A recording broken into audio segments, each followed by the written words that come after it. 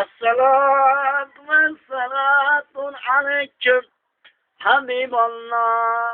الصلاة والصلاة عليكم حبيب الله. Adil Kasım komşusu Allah rahmetine kavuşmuştur. Stonya. Aynı. Emini Mezri komşusu Allah rahmetine kavuşmuştur. Cevar Silsan'ın akrabası Dolle Kuni Allah Allah rahmetine kavuşmuştur. Haşhan'ın büyük kardeşi Allah rahmetine kavuşmuştur. Amin. Amin. El Fatiha.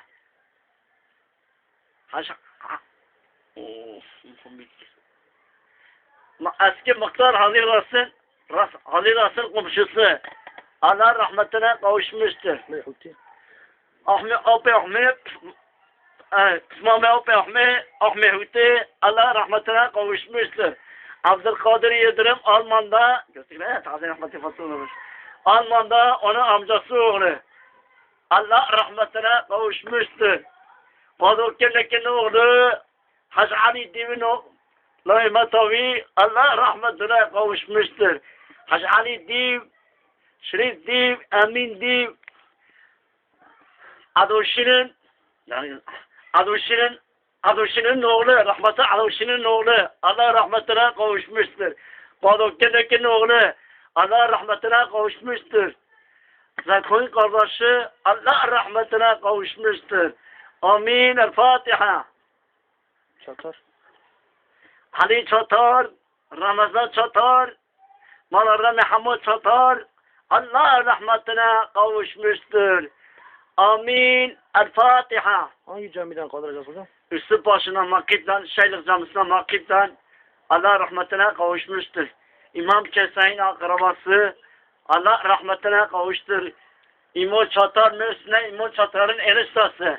Stonya Haynik'ta evlenmeye. Dolle Kuyne Mutlu Şıkak Lağdan İhaniye Babiye Hoda Rahma Huşabı. Amin. Soruyor da böyle. Amin. El Fatiha.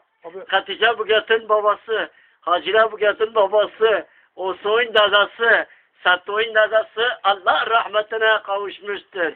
Amin. El Fatiha. Hangi camiden kaldırıyor abi? Öğle namazına mı tabii? Seyneme, buraya yanlışına. Hayl Karakuş'un akrabası, Boçukçu Memo'nun akrabası, Aydın Karakuş'un akrabası, Abdülkadir Korkmaz'ın akrabası, İbrahim Korkmaz'ın dayısı, Muhammed Korkmaz'ın dayısı, Ayzıkay'ın dayısı Allah rahmetine kavuşmuştur. Amin. Gene kaltıya foto neredeyken? Seyneme. Ya ki kahve kula Allah kahve takı ha. Kiye? Nabi Hoçya. Nabi Hoçya taslime. Gerçek Nabi Hoçya. Adı nedir lan? Torlek. Haydi Torlek. Nabi Hoçya düzeni açıyoruz ki. Ali Bugat Allah rahmetine kavuşmuştur. Amin baba amin. Mekanı cennet olsun. Hemen de kaltıya foto neredeyken ha. Ya hadi pince olup pince. Düşünsek de kesin ben film atacağım. Oğlum Meryem ka çabuk et keri. La khılmır. Bedir zaman aile mezarında. Bedir zaman aile mezarına dafin edeceğim.